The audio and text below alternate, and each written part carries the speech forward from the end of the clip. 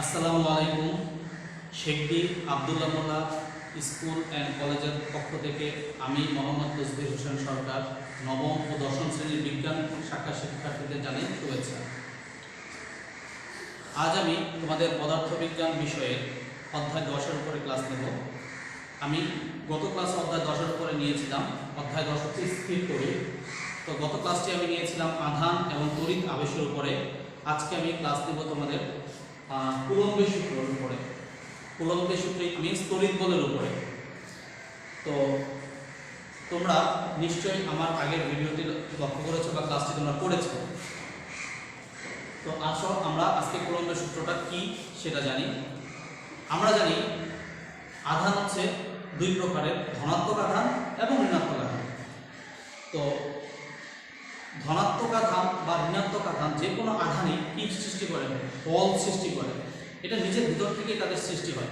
ধনাত্মক বা ঋণাত্মক আধান কি সৃষ্টি করে? একটা বল সৃষ্টি করে। দুইটা আধানকে যখন পাশাপাশি নিয়ে আসা হয় বা কিছুটা দূরে তাদের ডিস্টেন্স মেনটেন করা হয়, তখন তাদের ভিতরে একটা বল কাজ করে। সেই বলটাই হচ্ছে মূলত তড়িৎ বল। তো এই তড়িৎ বল দুই রকমের হতে পারে সেটা আকর্ষণধর্মী, হতে পারে সেটা বিকর্ষণধর্মী। সেটা নির্ভর করবে আধানের প্রকৃতির উপর, অর্থাৎ আধানগুলো কোন প্রকৃতির সে প্রকৃতির উপরে তড়িৎ বলটা নির্ভর করবে। সেটাকে আকর্ষণধর্মী হবে নাকি বিকর্ষণধর্মী হবে। যদি পরস্পর দুটি আধান, একটি পজিটিভ আধান একটি নেগেটিভ আধান হয়, তখন কি করবে? তারা পরস্পরকে আকর্ষণ করবে। কিন্তু ধরো দুটি আধানই পজিটিভ অথবা দুটি আধানই নেগেটিভ বা ঋণাত্মক চার্জযুক্ত, তখন তারা পরস্পরকে বিকর্ষণ করবে। তো এই যে আকর্ষণ বা বিকর্ষণ তড়িৎ বলের সৃষ্টি হচ্ছে, এই বল কতটুকু একটি আধানের উপর আরেকটি আধান কি পরিমাণ বল সৃষ্টি করে সেটা আমরা কুলম্বের সূত্র থেকে বের করতে পারি। তো বিজ্ঞানী কুলম্ব তার এই আকর্ষণ বা বিকর্ষণ বলের মান কীরকম হবে সেটা ব্যাখ্যা করার জন্য তিনটি বিষয়ের উপর গুরুত্ব দিয়েছে বা তিনটি বিষয়ের উপর আলোকপাত করেছে। সে বিষয়গুলো কি কি আমরা জানি। প্রথমত হচ্ছে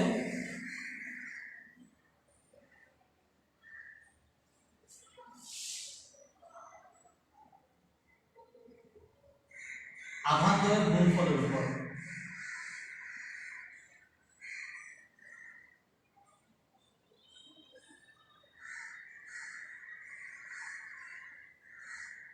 দ্বিতীয়টি হচ্ছে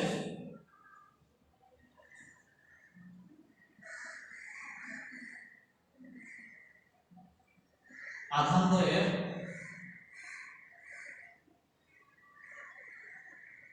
মধ্যবর্তী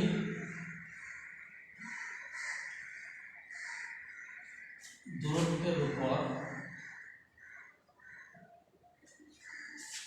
তৃতীয়টি হচ্ছে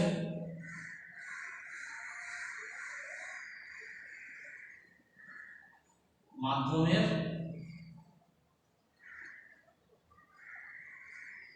প্রকৃতির উপর। তো যাই হোক, এই তিনটি বিষয়, একটা হচ্ছে আধানদ্বয়ের গুণফলের উপর, আরেকটি হচ্ছে আধানদ্বয়ের মধ্যবর্তী দূরত্বের উপর, এবং সর্বশেষ হচ্ছে মাধ্যমদ্বয়ের প্রকৃতির উপর। আসো আমরা একটা চিত্র লক্ষ্য করি।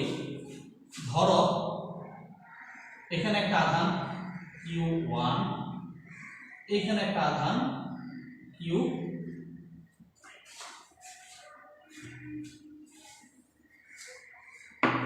আমরা এখানে লক্ষ্য করি। এখানে একটি আধান Q1 এবং এখানে একটি আধান Q2। এই যে দুটো আধান আছে, এই আধান দুটার মধ্যবর্তী দূরত্ব আমরা ধরে নিই D। আধানদ্বয়ের মধ্যবর্তী দূরত্ব হচ্ছে D। এখন এই আধানদ্বয়ের মধ্যে যে পরিমাণ তড়িৎ বল কাজ করবে সেই তড়িৎ বলটা আমরা ধরে নিই F। এখন এটা কি পজিটিভ আকর্ষণধর্মী হবে F নাকি বিকর্ষণধর্মী হবে সেটা নির্ভর করবে কিসের উপর? এই দুটো আধানের প্রকৃতির উপর। আধান দুটি কি উভয়ই কি পজিটিভ নাকি উভয়ই নেগেটিভ নাকি একটি পজিটিভ একটি নেগেটিভ, এই ঘটনার উপর নির্ভর করবে তাদের বলটা কি আকর্ষণধর্মী হবে নাকি বিকর্ষণধর্মী হবে। তো যাই হোক, এখন আমার প্রথম পয়েন্ট হচ্ছে আধানদ্বয়ের গুণফলের উপর কি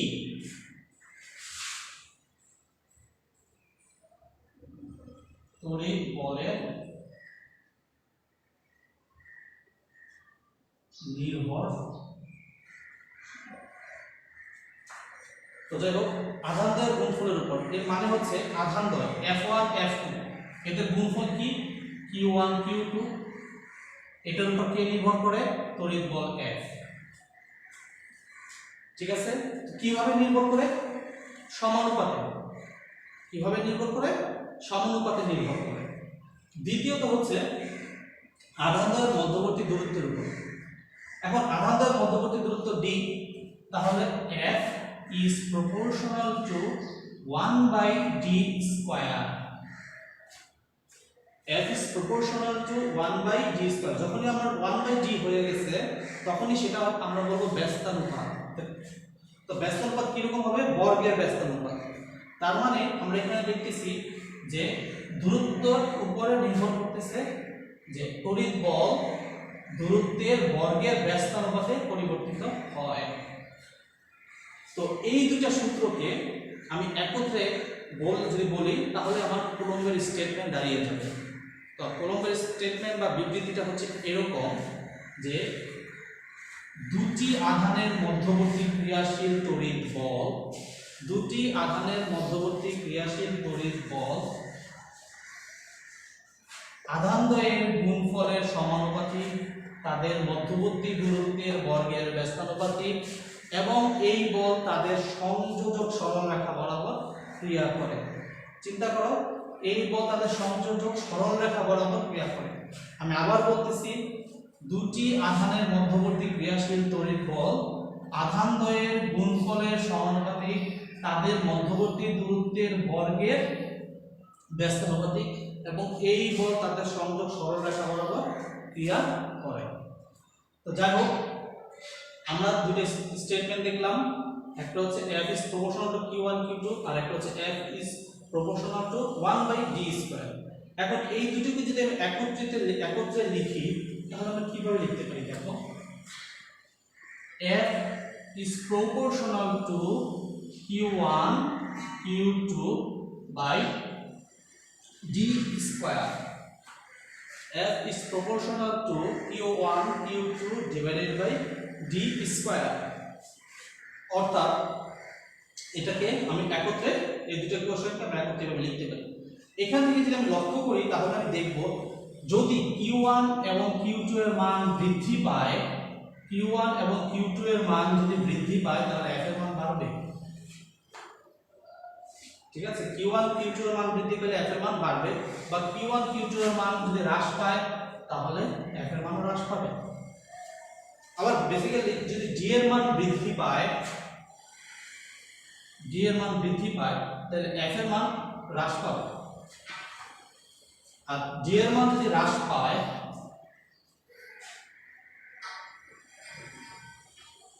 তাহলে F এর মান বৃদ্ধি পাবে।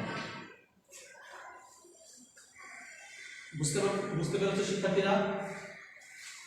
Q1 Q2 মান যদি বৃদ্ধি পায় F এর মান বাড়বে, মান যদি হ্রাস পায় F এর মান হ্রাস পাবে।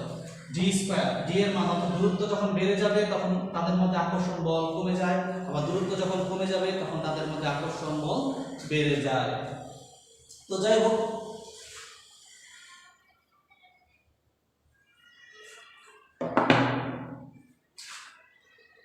তাহলে সূত্র হচ্ছে F is proportional to Q1 Q2 divided by d square। এখন এই যে সমানুপাতিক চিহ্ন, এই সমানুপাতিক চিহ্নটা তুলে যদি আমরা সমান সমান চিহ্ন ব্যবহার করতে চাই তাহলে সেখানে অবশ্যই আমাকে একটা সমানুপাতিক ধ্রুবক ব্যবহার করতে হবে। তো আমি ধরে নেই এখানে এই সমানুপাতিক ধ্রুবকটা হচ্ছে k, তাহলে F is equal k Q1 Q2 by d square, Q1 Q2 by d square। এটাই হচ্ছে আমার কুলম্বের সূত্র। তো এখানে এই k এর একটা নাম আছে, এই k কে বলা হয় কুলম্বের ধ্রুবক। কুলম্বের ধ্রুবক। তো আমরা একটু কুলম্বের ধ্রুবক নিয়ে কথা বলি।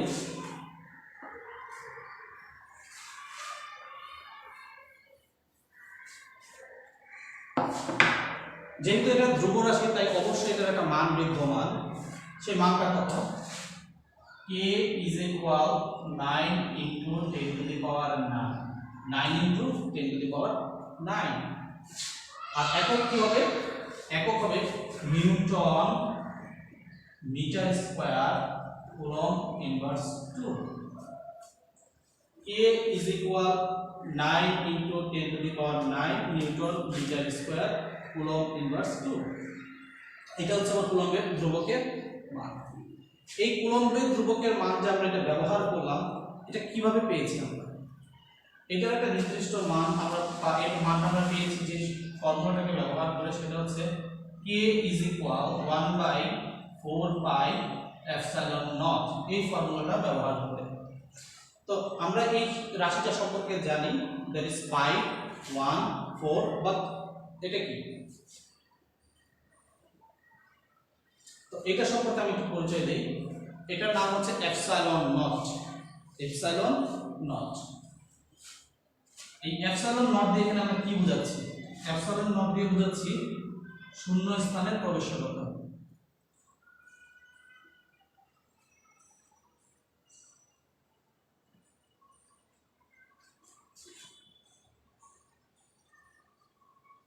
শূন্য স্থানের প্রবেশকতা মানে এটা আবার কি জিনিস? যে কোনো আমরা এখানে যে মাধ্যমটা আমরা ব্যবহার করে আমি সূত্রটা তোমাদের লিখেছি, এই মাধ্যমটা হচ্ছে শূন্য মাধ্যম, অর্থাৎ বায়ু মাধ্যম। শূন্য মাধ্যম বলতে পারি, বায়ু মাধ্যম বলতে পারি, কিন্তু মাধ্যমটা আবার একটা না, মাধ্যম অনেক মাধ্যম থাকতে পারে। ধরো আমরা আধুনিক কেরোসিন স্থাপন করতে পারি, অথবা যে কোনো তরলে স্থাপন করতে পারি, অথবা অন্য কোনো গ্যাসে স্থাপন করতে পারি। তো যেখানে আমরা স্থাপন করি না কেন, আমার মান কিন্তু সেম আসবে না, এফ এর মান সেম আসবে না। তার কারণ কি? কারণ আমরা যে মানটা হিসাব করেছি সেটা হচ্ছে শূন্য স্থানের জন্য, আর শূন্য স্থান এর একটা নির্দিষ্ট মান আছে, সেটা হচ্ছে 8.854 into 10 to the power inverse 12। এককটাকে coulomb square, newton inverse 1, metre inverse 2। তোমাদের এই মানটা পুরনো বইতে দেওয়া আছে, নতুন বইতে দেওয়া নেই, তারপর তোমাদের জেনে রাখা ভালো। তো এখন আমি চিন্তা করলাম এটা কোন মাধ্যমের জন্য?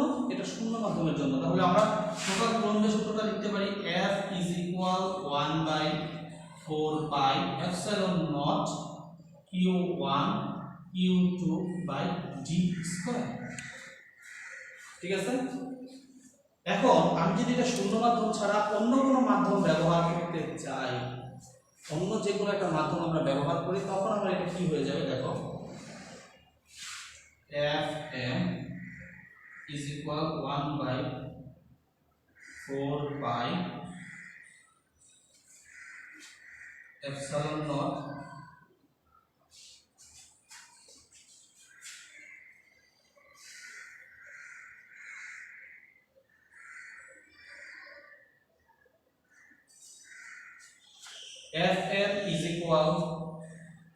Fm is equal 1/4 pi epsilon into q1 q2 divided by d square।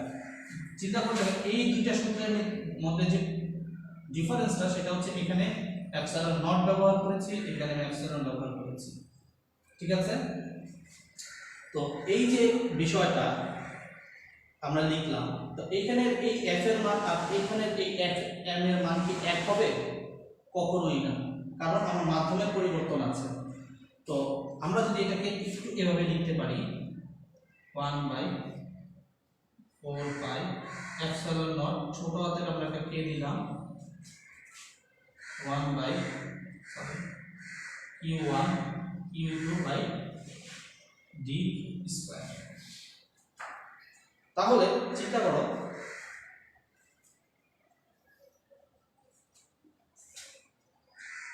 এখানে এই যে আমি কেটা ব্যবহার করতেছি, এই কে কিন্তু কুলম্বের ধ্রুবক না। এই কেটা কি? এই কে বলা হয় ডাইইলেকট্রিক কনস্ট্যান্ট বা পরাবৈদ্যুতিক ধ্রুবক বা মাধ্যমাঙ্ক।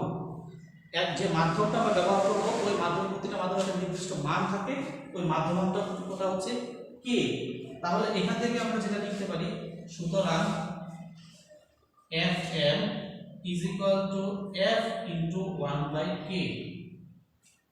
এখান থেকে আমরা দেখতে পাচ্ছি যে অন্য কোনো মাধ্যমের ক্ষেত্রে যখন আমরা তড়িৎ বল বের করব সেটা শূন্য স্থানে তড়িৎ বল গুণ 1/, ওই মাধ্যমের মাধ্যমাঙ্ক। তো যাই হোক, মোটামুটি তড়িৎ বলের সূত্রটা আমি তোমাদের অ্যানালাইসিস করে দেখাইলাম। এই সূত্রের উপর বেস করে তোমাদের গাণিতিক সমস্যার সমাধান করতে হবে। আমরা ইনশাআল্লাহ আগামী ক্লাসে গাণিতিক সমস্যার সমাধান চেষ্টা করব। সে পর্যন্ত তোমরা ভালো থাকো, সুস্থ থাকো।